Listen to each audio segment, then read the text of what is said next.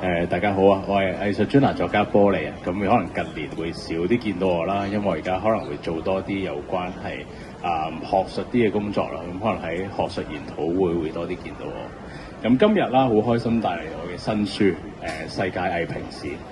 咁呢本書咧係其實睇落好似好高深啊。咁其實同大家好大眾嘅經驗係有關嘅。例如大家有冇試過喺你手機啦，或者係一啲媒體度，咁你見到一啲藝術，你就會覺得好高深啊，或者好複雜啊咁樣。咁其實藝評一路都係做緊好類似嘅事啦，就係去解釋一啲藝術形式俾大家聽。咁所以呢本我今日就會用3個好簡單嘅故事啦，同大家講下，即係呢本書入面嘅故事啦，俾大家講下藝評究竟做緊啲乜嘢。第一個故事同頭先講一樣嘢都有關。其實早喺公元前4世紀，柏拉圖嘅同大家都有一樣嘅疑問，就係話啲藝術好似好係佢又都係一樣好貶低一啲藝術形式。咁佢就話其實你藝術就係你一啲 repeat 又 repeat，mimetic of mimetics， 即係呢種模仿啦。咁佢就將個價值放得好低。咁喺呢個時候，其實今日嘅 AI 藝術可能都係有類似嘅情況，就係大家會覺得好懷疑，其實佢都係重複緊一啲現有畫家做緊嘅嘢。咁而一啲評論咧都有類似嘅講法。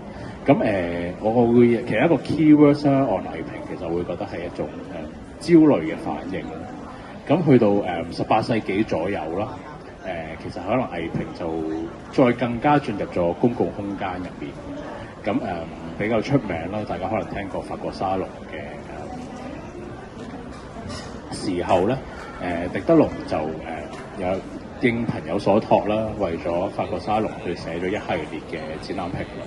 咁其實呢啲展覽評論係好有趣嘅，同今日大家可能上網見到一啲藝評文章啊，都好似。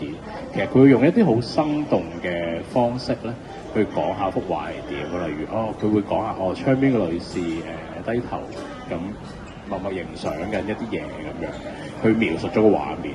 咁呢個其實同當年18世紀嘅一個情況係好大出入嘅，因為當年嘅貴族咧就其實係親身會參加咗嗰個展覽啦，然後就真係面對面咁去討論呢啲藝術形式。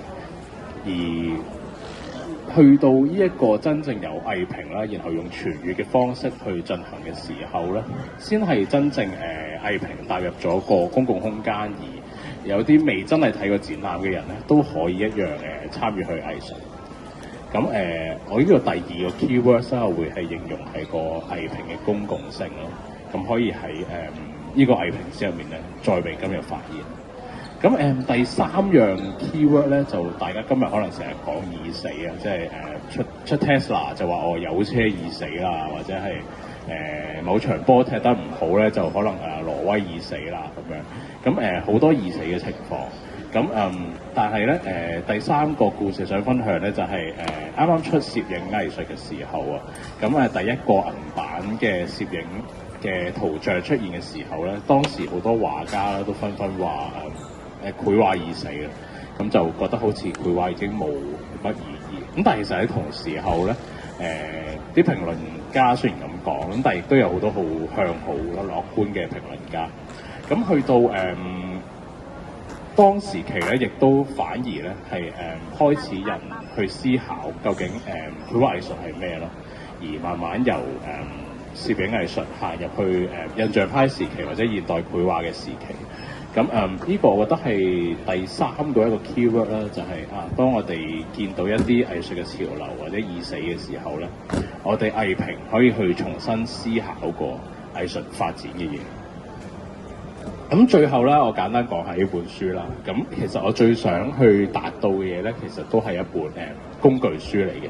即係大家可能想藝術多啲藝評史嘅時候咧，就去揭一揭啦，去睇下唔同時期嘅藝評發生咗咩事。咁我相信應該係暫時全球咧都係唯一嘅方法，可以透過一本實體書咧去了解到藝評史嘅發展。咁其二啦，我都希望可以探討到成個社會對藝術評論嘅討論，因為藝術評論本身咧就係講緊一個社會點去睇藝術品嘅價值。咁而我希望書可以當大家重新睇過歷史嘅時候咧，可以為大家了解到更多。咁今日分享到呢度啦，咁希望大家可以陣間喺攤位度都揭下呢本書啦。多謝大家。